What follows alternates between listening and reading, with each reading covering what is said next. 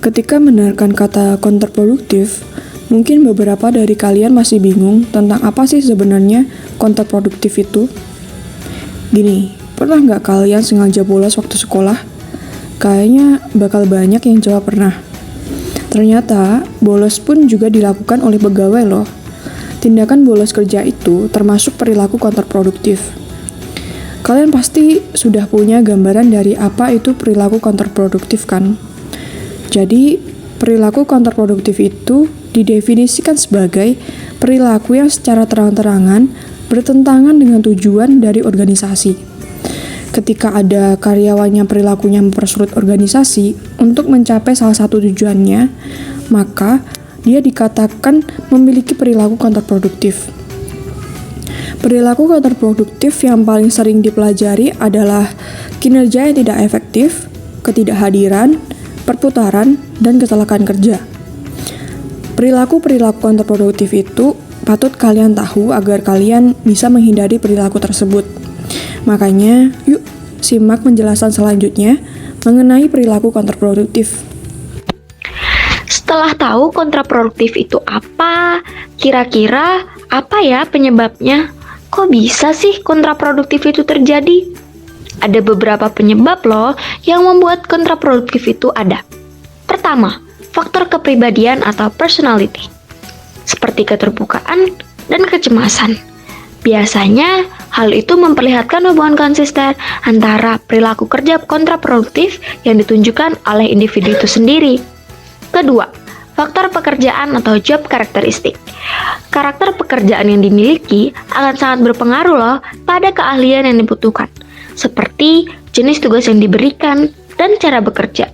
Hal ini yang kemudian mempengaruhi perilaku kerja individu, termasuk ke dalam kinerja yang diberikan, kepuasan kerja, absensi kerja, dan tingkat turnover dalam bekerja. Dan yang ketiga, faktor kelompok kerja atau work group karakteristik. Nah, ini juga yang menjadi pengaruh besar loh, karena dari segala sesuatu yang terjadi dalam sebuah kelompok kerja akan sangat berpengaruh terhadap individu yang menjadi anggota di dalamnya. Tapi ada juga loh yang berpendapat bahwa perilaku kerja kontraproduktif dipicu oleh faktor situasional dan disposisional. Apa sih kedua faktor tersebut? Pertama, faktor situasional atau faktor eksternal yang menyatakan bahwa pemimpin bisa memahami perilaku dan sifat-sifat bawahannya. Dan yang kedua, ada faktor disposisional atau faktor internal, yaitu individu seperti kepribadian, karakteristik, dan faktor biologis. Untuk mengetahui seperti apa sih kelanjutannya, yuk kita cari tahu lebih dalam. Perilaku kontraproduktif juga bisa kita lihat dari absensi karyawan loh. Absensi yang seperti apa ya?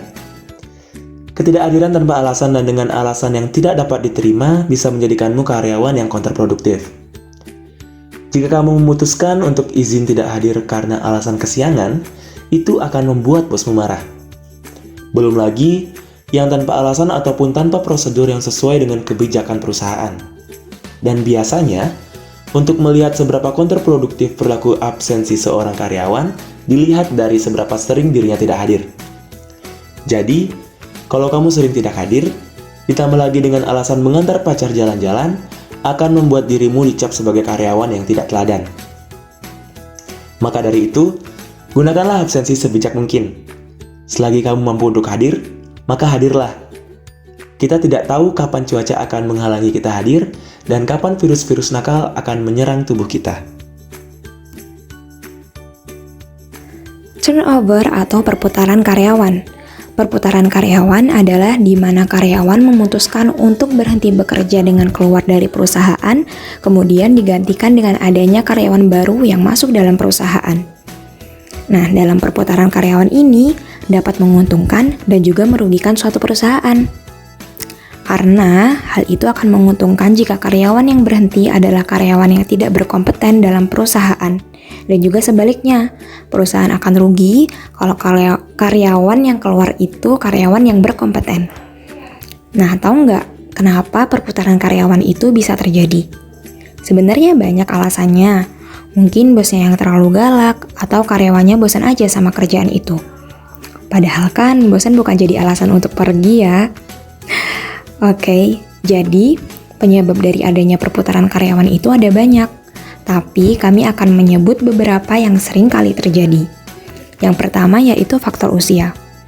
Biasanya, karyawan muda itu lebih tinggi kemungkinannya untuk keluar dari perusahaan karena ingin mencoba pekerjaan yang lain. Mungkin ya karena bosan tadi. Terus yang kedua, masa kerja. Lamanya masa kerja juga mempengaruhi karena kalau udah lama kerja di suatu perusahaan, pasti mau keluar susah. Karena ya udah nyaman tadi. Makanya, banyak yang berada pada masa turnover adalah orang yang masa kerjanya singkat. Kemudian yang ketiga yaitu beban kerja. Beban kerja yang terlalu berat bisa membuat karyawan jadi nggak betah, atau bahkan stres dan nggak puas sama pekerjaannya. Jadi, turnover akan sering terjadi jika perusahaan memberi beban kerja yang berat pada karyawannya. Yang keempat yaitu faktor lingkungan. Lingkungan memang selalu menjadi acuan betah tidaknya kita sama kehidupan. Ya, kalau lingkungan kita nggak nyaman bakal susah buat bertahan, apalagi dalam lingkup kerja di perusahaan. Yang kelima yaitu kepuasan kerja. Turnover sangat tinggi terjadi pada karyawan yang kepuasan kerjanya rendah. Siapa sih yang bakal betah kalau nggak puas sama pekerjaannya sendiri? Dan yang terakhir yaitu kepuasan gaji. Sama seperti kepuasan kerja. Jika gaji tidak sesuai dengan pekerjaan kita, maka kemungkinan besar turnover akan sering terjadi dalam suatu perusahaan. Berikut ini akan dipaparkan bentuk-bentuk perilaku kontraproduktif yang kurang umum. Yang pertama, ada pencurian yang dilakukan oleh karyawan. Pencurian ini adalah segala bentuk pengambilan apa yang bukan milik karyawan tersebut di perusahaan. Contoh kecilnya adalah ketika seorang karyawan membawa peralatan kantor dan digunakan untuk keperluan pribadinya. Adapun contoh besarnya, tindakan korupsi. Nah, yang kedua, ada kekerasan di tempat kerja. Sederhananya, kekerasan di tempat kerja ini merupakan tindakan agresi yang dilakukan oleh seorang karyawan di lingkungan kerjanya. Contohnya, seperti tindakan bullying, penganiayaan, bahkan yang belakangan ini banyak terjadi, yaitu upaya pembunuhan yang dilakukan oleh karyawan. Serem juga ya. Yang ketiga adalah penggunaan zat. Stres di tempat kerja mendorong para karyawan untuk meredakan stres yang mereka alami meskipun mereka masih harus terus bekerja. Salah satu cara yang banyak digunakan adalah mengkonsumsi narkoba. Seperti yang kita tahu, efek dari narkoba ini sangatlah mengganggu proses bekerja. Anggaplah seperti kalian sedang bekerja, tiba-tiba ada hiburan favorit kalian. Tentu kalian pasti akan terdistraksikan. Nah, seperti itu bahaya dari penggunaan narkoba pada saat bekerja. Yang terakhir adalah pelecehan seksual.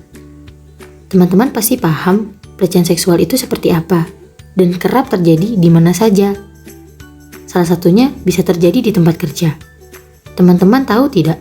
Sesimpel catcalling itu juga termasuk pelecehan seksual yang dilakukan secara verbal.